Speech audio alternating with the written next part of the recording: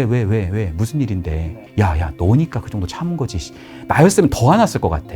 어떤 면에서 굉장히 지지적인 관계 내 편이라는 게 되게 중요할 수 있는데 오래된 친구 관계에서 그렇지 않은 경우가 상당합니다. 판결해 주시려고 하시거나 심지어 자기를 막 상대방을 비난하거나 그러는 경우들이 좀 나타난다.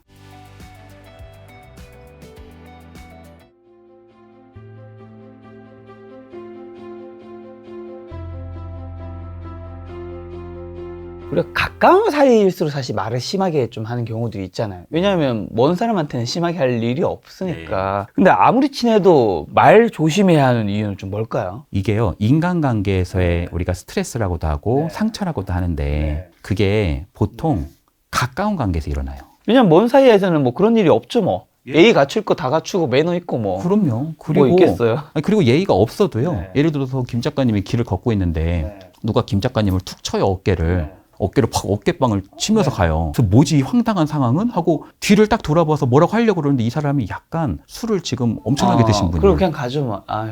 그렇죠. 그냥 왜 뭐 똑바로 보고 다녀? 막 그러면 거기 가서 붙어서 뭐 또 왜 그러냐 막 싸우기보다는 그냥 그렇죠. 그냥 가죠. 진짜 뭐야 하고 그냥 가면서 기분은 나쁘죠. 근데 이게 막 3개월 동안 가고 막 1년 동안 막 트라우마가 생기고 이러지는 않는단 말이에요. 근데 인간관계에서 가장 작은 상처들은 크고 작은 상처들은 사실 가까운 관계에서 일어나는 경우들이 상당히 많고 그것들이 보통 누적되는 경우들이 많아요. 그래서 아이들에게 가장 상처를 주는 존재는 부모님이고 부모가 가장 상처를 또 많이 받는 존재는 자녀이기도 합니다. 이런 경우들이 패턴들이 반복되는데 더 문제는 뭐냐면 가깝지 않은 관계에서는 예의를 많이 차려요. 그렇죠. 그리고 다 우리는 좋은 얘기합니다. 좋은 얘기 하지. 근데 가까운 관계에서는 본색이 드러나요. 하고 싶은 말 하는 거니까 그때부터는. 네. 어떤 분이 이제 의사소통법을 엄청나게 배웠어요. 아이 표현법, 뭐 비폭력 대화 이런 거 엄청나게 배운단 말이에요. 그런 다음에 이제 내가 이거를 일찍 배웠으면 얼마나 좋았을까. 우리 애가 지금 벌써 5학년인데 이걸 일찍 배웠으면 우리 아이가 훨씬 좋아졌을 텐데 죄책감을 안고 집으로 들어갑니다. 근데 문을 딱 열었는데 이게 토요일 날 4시인데 이게 지금 핸드폰이 각을 보니까 8시간 한 각이에요. 소파에 누워서 핸드폰 하고 있어요. 그러면 비폭력 대하고 보고 다 잊고 방금 배워갔어도 너 언제부터 그랬어? 언제부터? 사발면 저거 뭐야? 사발면 저거 저 국물 저거 다 뭐야? 저거 뒤에 저거 다 저렇게 뱀처럼 허물처럼 너 저거 다 저렇게 벗어 놀래? 저거 바지는 내가 한 게 아니라 저거 우리 아빠가 그런 거야. 아빠가 그런 거야. 네가 좀 걸면 안 돼? 막 그러면서 그냥 다다다다다다 막 좀 이게 어느 정도의 좀 훈육은 필요할 수 있지만 이 잔소리가 갑자기 막 증폭되는 경우들이 있단 말이에요. 그런 경우들이 가까운 관계에서 일어나고 비폭력 대화는 언제 생각나냐면 우리 아이가 나한테 진상 혼나고 나서 방에 들어가가지고 구몬하고 있는 거를 보는 거예요. 고개 푹 숙이고 구몬을 이렇게 하고 있는 걸 보면은 그걸 내가 이제 살짝 열어서 지금도 핸드폰 게임하고 들어갔나? 지금도 핸드폰 게임 하나? 하고 내가 들어가 봤는데 그렇게 열심히 하고 있는 걸 보면 그때서야 비폭력 대화가 생각나죠. 그렇죠. 그래서 가까운 관계는 보통 감정적 관계입니다. 그리고 이 감정적 관계에서 좋지 않은 감정적 관계들이 나올 가능성이 훨씬 더 크다. 이렇게 말씀드릴 수 있겠네요. 자, 아무리 친구면 친구인 상대방에게 절대 하면 안 되는 행동이나 말은 어떤 게 있어요? 일단은 첫 번째는 좀 신뢰를 깨는 행동이라고 생각합니다. 이게 친한 친구라고 아무리 한다 하더라도 그 관계는 고정되지 않아요. 나하고 가장 친한 친구여도 그 관계는 변하거든요. 헤라클레이토스라는 철학자가 같은 강물에 발을 2번 담글 수 없다. 이런 표현을 썼어요. 5초 전에 내가 발을 담궜던 물은 저 뒤로 넘어간 거란 말이에요. 그러니까 인간관계 역시 저는 물처럼 흐르는 거라고 생각합니다. 우리가 참 좋았지. 우리 관계 영원하자. 근데 영화에서도 나오잖아요. 사랑이 어떻게 변하니, 우정이 어떻게 변하니, 그런 거 참 많잖아요. 그건 어떤 면에서는 진실이라고 생각해요. 근데 그 관계를, 친한 관계를 어그러뜨리고 더 빨리 어떤 면에서는 급류로 떠나보내는 가장 좀 하나의 패턴 중에 하나는 뭐냐면 신뢰를 자꾸 깨는 거. 이 중에 아주 중요한 하나의 특징은 뭐냐면 약속을 자꾸 늦는 거. 약속을 계속 늦게 오고 약속을 계속 바꾸는 거. 이런 사람이 있어요. 그냥 친한 관계니까 나는 별로 그냥 그 사람과 그렇게 뭐 얘는 다 이해해 줄 거야. 이러면서 약속을 계속 반복적으로 조금 이렇게 깨고 그런 것을 그렇게 쉽게 생각하는 경우들이 있는데 그게 처음에는 그냥 넘어가고 두 번째는 넘어가고 하지만 그 친구는 생각을 하는 거예요. 얘는 나를 그렇게 중요하게 생각하지 않구나. 이런 생각을 조금 어느 순간 조금씩 하기 시작을 하죠. 그리고 그 토대에서 다른 사람들이 눈에 보이기 시작하고 나와의 관계가 좀 멀어지게 되는 그런 토대가 형성되기도 합니다. 그리고 두 번째는 내 편이 아닌 거. 친구라는 건 사실 내 편을 말하는 거거든요. 그렇죠. 그렇잖아요. 사실 판사를 말하는 게 아니잖아요. 내가 예를 들어서 뭐 어떤 친구한테 상처받은 얘기를 했는데 야 너도 좀 심해 너도 성격이 좀 아니야 너도 약간 이렇게 판결을 하시는 분이 계시거든요. 이게 그러면 얘 입장도 한번 들어봐야지 막 이렇게 하시는 분들이 계세요. 그러면 이 친구 입장에서는 사실 공명정대한 거를 바라는 게 아니라 친구라는 게 사실 내 편이 되어주는 거를 바라는 거란 말이에요. 심지어 아예 관심이 없는 분들도 계세요. 약간 사무적으로. 예를 들어서 김 작가님한테 제가 어떤 우리 다른 사람한테 야 진짜 쟤 말이 안 되지. 진짜 너무한 거 아니냐? 야 진짜 저건 아니지. 야 너도 쟤 조심해 쟤. 진짜 쟤는 아닌 것 같아. 진짜 너무하는 거 아니야? 어떻게 나한테 이렇게 말할 수가 있어? 이렇게 얘기를 한 거예요. 근데 너 많이 힘들었겠다. 밥 먹으러 가자. 밥을 먹으면 아무 관심이 없는 거지. 나한테 관심이 없는 걸 떠나서 나보다 얘가 더 중요한 거죠. 심지어 그렇게 생각이 들죠. 그러니까 사실 여기서 가장 중요한 건 왜 무슨 일인데? 야 너니까 그 정도 참은 거지. 나였으면 더 화났을 것 같아. 어떤 면에서는 굉장히 지지적인 관계, 내 편이라는 게 되게 중요할 수 있는데 친구 관계에서 오래된 친구 관계에서 그렇지 않은 경우가 상당합니다. 판결해 주시려고 하시거나 심지어 자기를 막 상대방을 비난하거나 그러는 경우들이 좀 나타난다. 이렇게도 볼 수 특히 있겠네요. 뭐 남녀 관계에서 남자가 여자 친구의 일에 그런 판결 많이 하죠. 인간관계는 옳고 그름이 아닙니다. 본질적으로. 그리고 또 친구 중에서 무시하는 경우도 많지 않나요? 엄청나게 많죠. 그리고 친구 관계가 처음에는 이제 친구 관계가 비슷비슷한 상황 속에서 형성되었지만 이게 시간이 지나면서 서로 간에 어떤 격차가 생기잖아요. 뭐 사회적인 격차, 뭐 여러 가지 격차가 생기잖아요. 그런 토대 속에서 사실은 내가 무시하는 경우들도 있고요. 무심코 하는 말들이 조금 상대에게 되게 상처가 되는 경우들도 있고. 예를 들어서 내가 얼만큼 성공했는지를 보여주기 위해서 뭐 내가 상대한테 이렇게 무시하는 경우들도 있지만 그냥 밥 먹으려고 할 때 되게 비싼 집 같은데 이렇게 그냥 부르는 경우도 있단 말이에요. 그러니까 이제 내가 사면은 괜찮지 않을까, 내가 괜찮다고 생각을 하는데 그 친구가 그걸 먹으면서 약간 어떤 느낌을 받냐면 부담되는 거예요.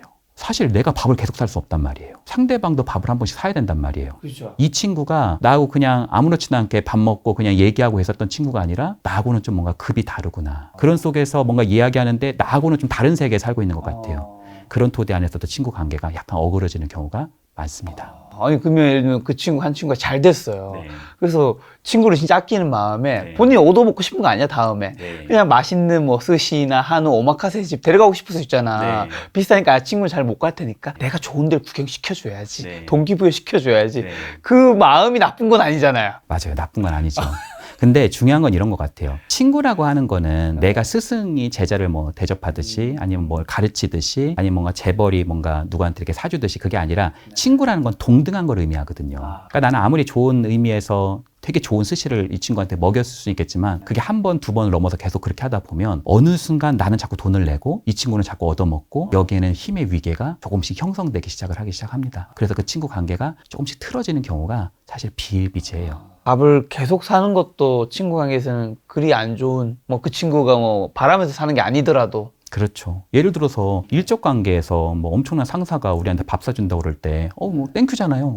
나 랍스타 너무 좋아하는데 막 가서 좀 얻어도 먹고 그런 거는 얼마든지 우리가 가서 먹을 수 있을 것 같아요. 근데 친구는 사실 이게 동등한 거기 때문에 거기서 먹고 있는다고 해서 속 편하게 내가 먹는다? 조금 쉽지 않을 수 있죠. 자, 그러면 이제 반대로 옆에 두면 좋은 사람의 특징은요? 어떤 사람 우리 곁에 둬야 되죠? 제가 이런 질문을 들을 때마다 떠오르는 사람이 한 명 있어요. 누군가요? 예전에 제가 학부에 있었을 때 한 형이 있었는데요. 네. 그 형이 되게 잘생기셨어요. 약간 곽부성 닮았습니다.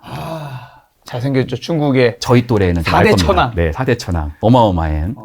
진짜 그 젊은 시절에 유독하! 그렇죠. 각부성! 하여튼 몇 명 돼 네, 있었는데. 몇 명 더 있었는데, 여명도 있었는데. 아무튼 그분 닮았어요, 정말로. 네. 진짜 잘생겼어요. 이렇게 멀리서 봐도 눈에 딱 띄어요. 네. 잘생긴 게. 그리고 되게 머리도 좋아요. 머리도 되게 좋고 인품도 좋습니다. 네. 그러니까 왜 학교에서 보면 공부 잘하고 뛰어난 애들은 많잖아요. 그래서 그렇게 잘하고 얼굴도 뭐 너무나 훌륭하고 뭐 공부도 잘하고 다 잘해요. 그러면 이런 친구들이 보통 질투나 시기심 이런 거 많이 받는단 말이에요. 그렇죠. 근데 그 형이 놀라운 건 그렇게 잘하는데도 그 형을 질투하거나 시기하는 사람이 없고요. 다 진심으로 따라요. 그 형의 아주 중요한 특징이 두 가지가 있어요. 뭔데요? 제 에피소드를 한번 말씀드려보자면 그 형이 이제 어떤 수업을 듣는데 어떤 조를 이렇게 만들어서 했어요. 근데 저는 좀 상태가 별로 안 좋아가지고 이렇게 맞다리처럼 그 형 옆에 이렇게 좀 있었거든요. 왜냐면 제가 잘 모르는 과목이기도 했고 그 형 옆에 이제 그 조에 되게 들어가서 형 옆에 이렇게 좀 있었어요. 변두리에. 저는 잘 모르니까 좀 상태가 많이 안 좋단 말이에요. 네. 그래서 여기만 그냥 있어도 난 얼마나 행복할까 그러고 있었어요. 그 형이 그만큼 좀 대단하세요. 똑똑한 형입니다, 진짜. 네. 저는 사실 거기에 대한 전문성이 없단 말이에요. 네. 뭐 아는 것도 없고. 그런데 거기에 보면은 저 말고 다른 사람들은 각자 잘하시는 분들이 계세요. 그럼 저는 좀 위축될 거란 말이에요. 그래서 무슨 조모임 같은 걸 할 때 이 프로젝트가 성적 반영이 되니까 되게 중요한 프로젝트였어요. 그러니까 이제 의견을 물어보는데 한 사람씩 뭔가 얘기를 하는 거예요. 근데 너무 잘 얘기를 하니까 저는 좀 이렇게 가만히 거기서 그냥 그림자처럼 이러고 있었어요. 거기 좀 형 옆에 그래도 붙어 있으려고. 근데 그 형이 저한테 이렇게 얘기하더라고요. 헌주, 네 생각은 좀 어때? 이렇게 물어보더라고요. 네. 근데 그게 비판하려는 게 아니라 제 의견을 굉장히 중요하게 생각하는 표정으로 굉장히 순진무구하게 저의 의견을 물어보더라고요. 네. 근데 저도 뭔가 아이디어 같은 건 있었을 거란 말이에요. 그래서 제가 이게 아이디어가 괜찮은 건지 아닌지를 잘 모르는데 제가 뭔 아이디어를 이렇게 얘기를 하는데 그게 그 사람한테 흡수된다는 느낌을 받았어요. 그 사람의 표정이 어떤 표정이냐면 옛날 우리 왜 나는 가수다, 네. 트로트 뭐 이런 거 보면은 관중들이 되게 막 빠져드는 표정 있잖아요. 있죠. 임재범 씨 노래 부르고 가면 왜 입을 딱 벌리고 굉장히 빠져드는 마치 시간이 정지되어 있는 것처럼 그 형이 제 얘기를 가만히 듣고 있더라고요. 굉장히 중요하게 듣고 있더라고요. 그 경청이 그 사람의 한 특징이었고요. 또 하나가 제가 다 얘기한 다음에 이렇게 얘기하더라고요. 야, 역시 헌주 진짜 탁월한데? 이런 말을 하더라고요. 저는요, 탁월하다는 얘기를 거의 못 들어본 것 같은데. 탁월하다는 단어는 잘 안 쓰죠. 네, 안 쓰잖아요, 우리가. 야, 너 진짜 잘하는데. 네. 뭐 이런 단어는 써도. 근데 이 탁월하다는 게 어디 학문에 있냐면 제가 상담사이기도 하지만 코치이기도 하거든요. 코치는 상대방의 좀 인파워링, 상대방의 동기를 많이 부여해주고 성장하는 데 많은 방점을 둬요.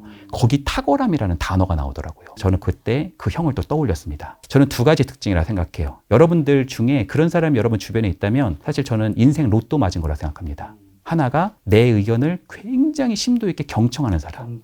사실 우리 사회에 스피커는 많아도 정말 경청하는 사람 드물거든요. 맞아요. 많이 없죠. 제가 예전에 부부 사례를 만났는데 그 부부가 왔는데 그분의 이제 그 아내가 그 이야기가 뭐냐면 남편이 자기 얘기를 딱 10분만 들었으면 좋겠대요. 딱 10분만. 그래서 남편에게 제가 물어봤어요. 괜찮으시겠냐고. 그랬더니 아유 10분 듣는 게 뭐가 어렵냐. 자기는 1시간 동안 들을 수 있대요. 근데 딱 1분 지나니까 그건 아니지. 바로 들어가더라고요.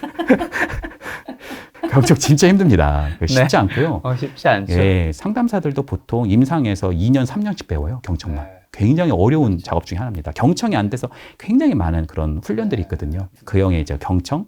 또 하나는 내가 아직 발현되지 않은. 사실 제 의견이 그게 뭐가 그렇게 대단했겠어요. 근데 그 형이 뭔가 그 발현되지 않은 거에 탐복하고 발현되지 않은 나의 가능성을 발견해 준 사람. 이 토대가 두 가지가 교집합이 있는 사람이 여러분 주변에 있다면 꼭 그 사람을 붙들으면은 굉장히 여러분에게 좋은 상황들이 많이 펼쳐질 수 있다. 경청과 칭찬. 칭찬을 넘어서 내가 발현되지 않은 나의 가능성을 주목해 주는 거. 약간 이런 겁니다. 아니 칭찬할 게 있어야 아니 무슨 가능성이 있어야 얘기를 해주죠. 그러니까 저도 그 얘기하고 싶었어요. 지금. 네, 그렇잖아요. 예를 들어서 우리 남편은 도대체 그런 게 없다. 이 사람이 얼마나 독단적인 줄 알아요. 없는데 억지로 하는 것도 이상하잖아요. 그렇잖아요. 그럴 때 반대를 뒤집으면 됩니다. 예를 들자면 내가 남편이 독단적이라고 좀 내가 엄청나게 화를 내고 있지만 사실 이게 다 누가 점 찍어서 결혼한 게 아니라 다 사랑을 빠진 포인트가 있을 거란 말이에요. 결혼을 결심하는데 그냥 막 랜덤으로 하진 않았을 거란 말이에요. 뭔가 좋은 포인트가 있었을 거란 말이에요. 어쩌면 그 사람의 독단적인 그 모습 때문에 내가 결혼했을 수 있습니다. 뭔가 리더십. 그렇죠. 그렇게 얘기해 주는 거예요. 주도적인. 그렇죠. 당신은 어떻게 그렇게 리더십이 세? 당신은 어떻게 그렇게 박력 있어? 이렇게 표현을 해보는 거예요. 그럼 더 독단적이 되지 않을까요? 그것이 내가 상대방을 비난하잖아요. 더 독단적으로 굴고요. 내가 상대방에게 오히려 리더십이 있다고 하면요. 그 사람의 마음의 문을 열게 만드는 굉장히 중요한 토대가 됩니다. 여기서 중요한 건 어떻게 보면 좀 경청이든 칭찬이든 진심이 좀 중요하겠네요. 맞습니다. 아이가 문제 행동을 할 때 내가 비난을 하면은 그 문제 행동이 더 커진다. 이렇게 생각하셔도 괜찮습니다. 여기서 한 가지 좀 추가 질문 하나 드려보면 지금 어쨌든 그 각 구성을 닮은 형님께서 경청과 가능성을 칭찬해 주는 게 뭔가 굉장히 내 곁에 두고 싶은 사람의 특징 중 하나를 말씀해 주셨는데 이분이 이제 되게 잘생겼고 머리도 좋고 리더십도 많아서 많은 사람들이 따르잖아요.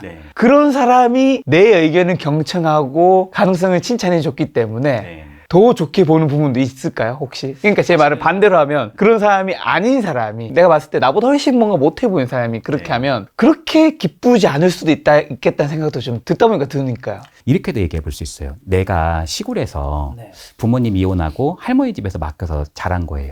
그래서 내가 엄청나게 노력해가지고 좋은 대학 가서 회사에 내가 취업을 했어요. 근데 그 회사에서 내가 어처구니 없는 일로 내가 회사 나오면 사실 내가 다른 대안은 없는데 여기서 지금 월세고 사실은 이게 너무나 내가 어디 갈 데는 없는데 거기서 너무나 힘든 일을 겪은 거예요. 그랬을 때 이게 부모님도 지금 안 계시고 할머니밖에 안 계시단 말이에요. 고향에 감나무집이 주렁주렁 매달려 있는 할머니 집, 외할머니 집, 거기를 내가 찾아갑니다. 내 외할머니는 거기서 시골에서 초라하게 있단 말이에요. 내가 거기를 왜 찾아갈까요? 그분이 다 해결해 주거나 곽보성처럼 뭐 다 리더십 있는 것도 아니고 거길 내가 막 버스를 타고 막 기차를 타고 내려간단 말이에요. 그 내가 되게 힘든 일이 있을 때. 그 할머니가요, 얘기를 다 들어주는데 할머니가 무슨 뭐 특별한 힘이 있는 게 아니잖아요. 누가 우리 손녀딸을 이렇게 귀중한 우리 손녀딸을 누가 이렇게 했어? 이 한미가 가만히 있지 않을게. 어떻게 된 거야? 이건 진짜 말이 안 되지. 이 할머니가 나의 얘기를 정말 경청해주고 내가 얼마나 괜찮은 존재인지를 발견해주는 유일한 대상일 수 있단 말이에요. 그 할머니로부터도 우리는 엄청난 힘을 받습니다. 심지어 그 할머니가 돌아가셨어도 너는 말이 없는 애가 아니라 너는 답답한 애가 아니라 다른 사람의 이야기를 참 잘 들어주는 애야. 이 말을 했던 할머니의 마음이 그 목소리가 내가 생각이 나는 거예요. 그런 사람이 정말 뭐 훌륭한 직종에 가 있는 경우가 많겠죠. 그렇게 경청도 잘하고 상대방에 드러나 있지 않은 가능성을 발견해 주는 사람은 많은 호감을 일으킬 수 있고요. 인간관계에 성공한 사람들이 실제 성공할 확률이 훨씬 높습니다. 많은 통계에서 나와요. 그래서 그럴 확률이 높겠죠. 근데 만약에 그렇지 않다 하더라도 나에게 굉장히 경청해주고 또 어떤 면에서는 드러나지 않은 가능성을 발견해주는 사람은 그렇게 흔치 않다. 이렇게 말씀드리고 싶네요. 중요한 거는 경청과 나의 가능성을 칭찬해주는 사람이 옆에 두면 좋고 나도 그런 사람이 되어보자. 그렇죠. 네. 나 역시 그렇게 되어보면 좋겠다. 네. 이렇게 말씀드릴 수 있겠네요.